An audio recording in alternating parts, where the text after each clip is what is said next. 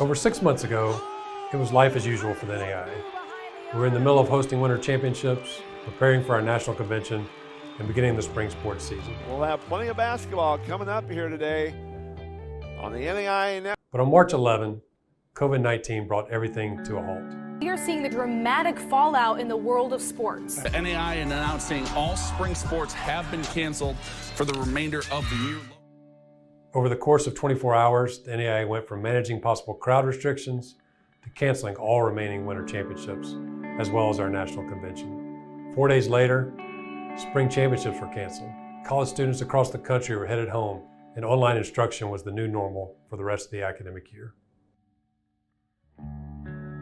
Clearly a time in which we're facing a lot of dangers. Of course, there's the physical danger of COVID-19, but for a lot of us, there's also a fiscal danger. So there's no shortage of danger that we're all dealing with. These opportunities to continue to care for our students in ways that might be new for many of us who are used to the physical presence of our students on campus, ways to continue to serve them and continue to do what we do. And this is a time when we all need to come together and operate in new ways, and that's certainly been the case with the NAIA.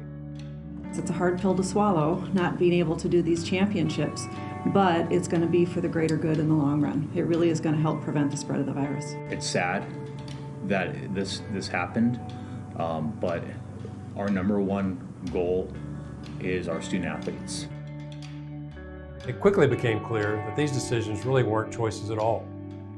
Canceling sporting events was the only option we had at that time. And while heartbreaking for all of us involved in college athletics, no one bore the brunt more than our student athletes.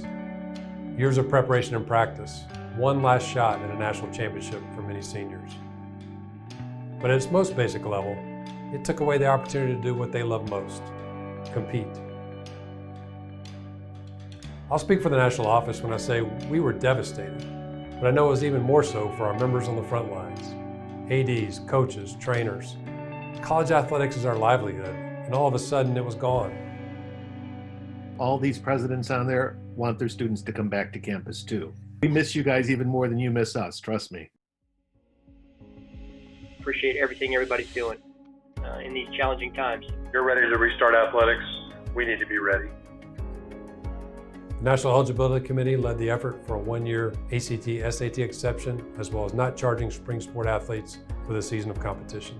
The NAC acted swiftly to reduce game minimums and allow grace for certain rules so competition could resume. It also became clear that navigating fall sports would be our biggest challenge yet.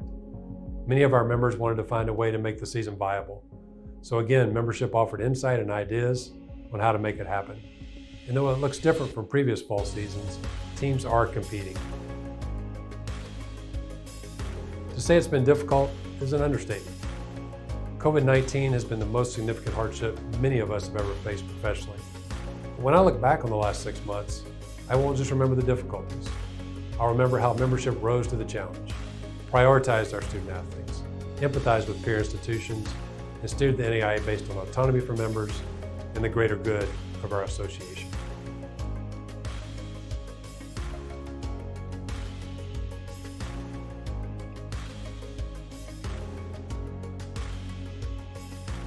I wish nothing more than to be able to tell you this will all be over soon. Unfortunately, we can only speculate and we'll be back to business as usual. There are still more challenges ahead, difficulties we have yet to even consider.